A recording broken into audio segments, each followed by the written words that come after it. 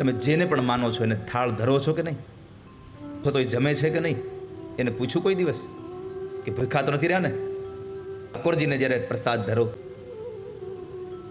માણસ સૌથી પહેલા તો તમે કદાચ કોઈ ભગવાનના મંદિરમાં જમાડવા જાઓ કે ન જાઓ, પણ જ્યારે જમવા બેસો ત્યારે પરમાત્માની પ્રાર્થના વગર જમવા ન બેસો. ક્યારે બહાર યજ્ઞ કુંડ બનાવીને અગ્નિ તૈયાર કરીને એમાં હોમ કરો ને એ આહુતિ આપો છો ને, એમ તમારા પેટની અંદર લાગેલી એ જઠરાગ્નિમાં પણ તમે અનાજની આહુતિઓ આપી રહ્યા છો, પ્રભુને જમાડી રહ્યા છો.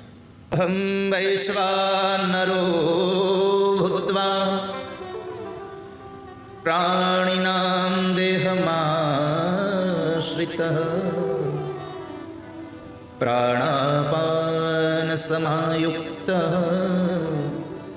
પચામ્યન્નં ચતુર્વિધમ. તમે અમને જમાડો છો, અમે તમને જમાડીએ છીએ. તમે આને જમી લો એટલે પ્રસાદ થઈ જાય.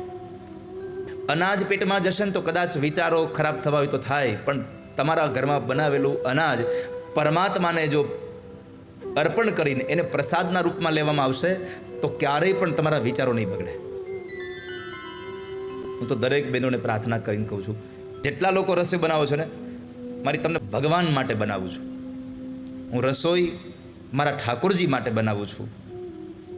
આટલું લખી અને જે જગ્યાએ તમે રસોઈ બનાવો છો ત્યાં સામે દિવાલ ઉપર લગાવી દો.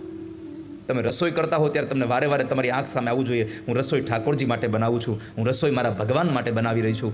જ્યારે તમે ભગવાન માટે રસોઈ બનાવશો ત્યારે તમારો ભાવ બદલી જશે, અને એ ભાવ સાથેની રસોઈ ઠાકોરજી જમશે, તમારા પરિવારના સભ્યો જમશે, બધાના વિચારો બદલી જશે. પરમાત્માને પ્રસાદ અર્પણ કરી રહી છું, ઈશ્વરને અર્પણ કરી રહી છું.